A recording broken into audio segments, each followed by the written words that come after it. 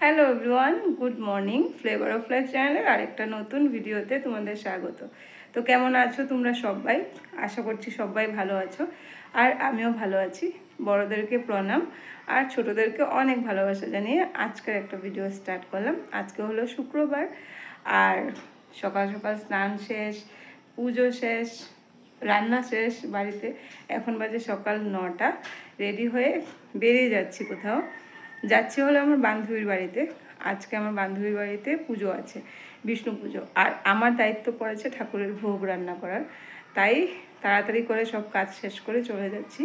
এখন 9টা বাজে। তো যাওয়ার পর ওখানে হবে রান্না বান্না। তো ওখানে গিয়ে কি কতটুকু ভিডিও করতে পারবো জানি না। যদি পারি ভিডিও করতে, যদি পারি তবে একটা ছোট্ট ভিডিও ওখানের পুজোর রান্নাবান্নার একটা ভিডিও শেয়ার করব। আশা করি ভিডিওটা তোমাদের ভালো লাগবে। তো সঙ্গে থাকো আর দেখতে থাকো ভিডিওটা। আবার কথা হবে বান্ধবীর বাড়িতে গিয়ে।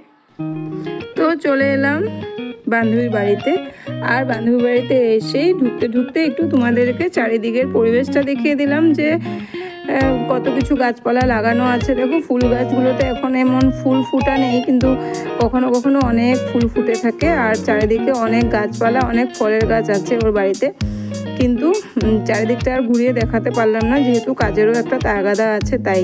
তো ঢুকে গেলাম ভিতরে, গিয়ে দেখলাম যে ও পুজো করছিল, মানে সকালবেলা আগে পুজোটা সেরে নিচ্ছিল। আর যেহেতু একদমই একা ঘরে, ও তো সংসারে তো আরও বাদবাকি অনেক কাজ থাকেই, তাই আর আমিও তাড়াতাড়ি চলে গেছি বাড়িতে সব কিছু করে, কেননা ভোগ রান্নার কথা আছে। আর ভোগ রান্না তো একটু টাইম টেবিলের মধ্যে ভোগ রান্নাটা হতে হয়। তো যাই হোক, তাও 12টার আগে কিন্তু ভোগ লাগানো হয়নি, যেহেতু পুরোহিত আসতেও দেরি করেছে।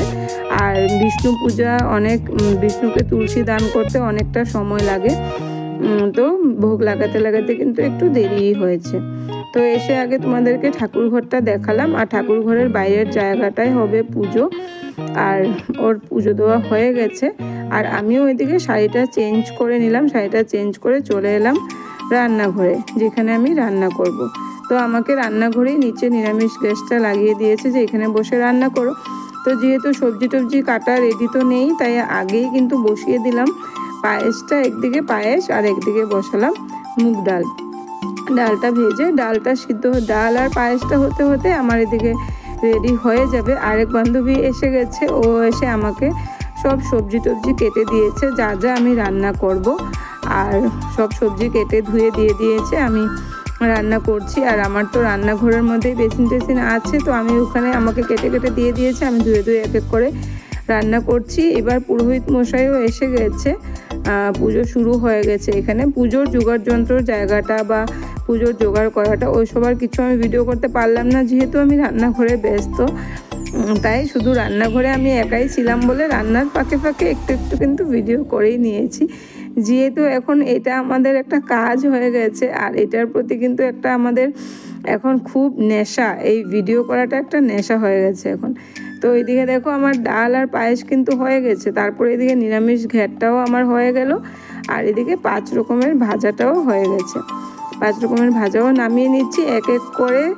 খুব তাড়াতাড়ি করে রান্না করছি, দুদিকে দু সাইডে রান্না করে নিচ্ছি। আর যেহেতু ওই দিন শুক্রবার ছিল, তাই আমি টকটা কিন্তু সবার লাস্টে করব। টক আর পনির তরকারিটা সবার লাস্টে করব। সব কিছু রান্নাগুলো আগে করে নিয়েছি।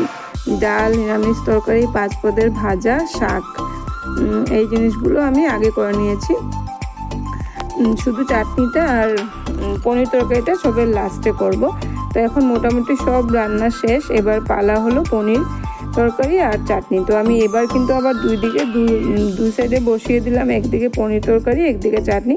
পনির তরকারি আলু ভেজে নামিয়ে নিয়েছি, পনিরগুলো ভেজে নামিয়ে নিয়েছি। এবার মশলাটাকে ভালো করে কষিয়ে পনির তরকারিটা করে নেব। আর আরেক সাইডে কিন্তু বসিয়ে দিয়েছি চাটনিটাও হয়ে যাচ্ছে, যেহেতু এবার ভোগ লাগানোর সময়টা কিন্তু একদম ঘনিয়ে এসেছে। পুজো ওইদিকে চলছে। একটা মানে পুজো মোটামুটি ফল প্রসাদ দিয়ে যে ভোগ দেওয়া হয়, ওই ফল প্রসাদের ভোগগুলো সরানো হয়ে গেছে, এবার অন্নভোগ দেওয়ার পালা। তো আর এদিকে আমার রান্নাও কিন্তু মোটামুটি পুরো কমপ্লিট।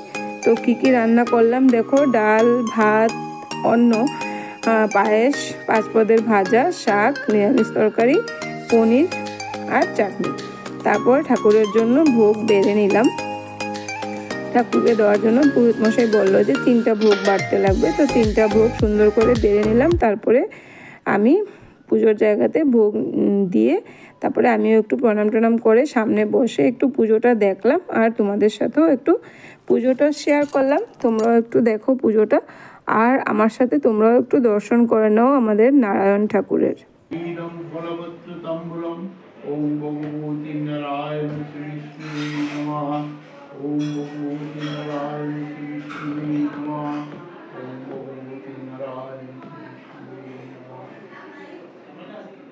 তো আমার তো রান্নাবান্না শেষ, ঠাকুরের ভোগ লাগানো হয়ে গেছে। এইবার কিন্তু এদিকে আমার আরেক বান্ধবীও কিন্তু রান্নাতে পুরো মন দিয়ে রান্না করছে, যেহেতু বাইরেও রান্না হচ্ছে খিচুড়ি আর নিরামিষ ঘ্যাট। বিকালে যে মানুষ আসবে প্রসাদ খেতে, তো মানুষকে প্রসাদের সাথে ভোগের প্রসাদ একটু একটু আর খিচুড়ি দেওয়া হবে, তাই বানানো হচ্ছে এখানে বাইরে। আর বাইরের রান্নাটা করছে আরেক বান্ধবী। আমি করলাম অন্নভোগটা, যে বান্ধবীর বাড়িতে পুজো, ও তো পুজো নিয়ে ব্যস্ত, আমি করলাম ভোগের অন্নভোগ রান্না, আর আরেকজন করলো বাইরের খিচুড়ি আর ঘ্যাট রান্না। এবার শুরু হয়ে গেছে যজ্ঞ।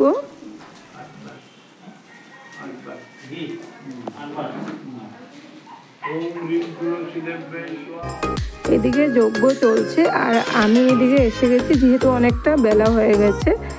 আর তো ভোগের প্রসাদটা সবাই বলল, ওর বাড়িতে পুজো, সবাই বললো যে তুমি ভোগের প্রসাদটা মেখে নাও আর ছোট ছোট বাচ্চাদেরকে খাওয়া দাওয়া দেওয়া শুরু করে দিই।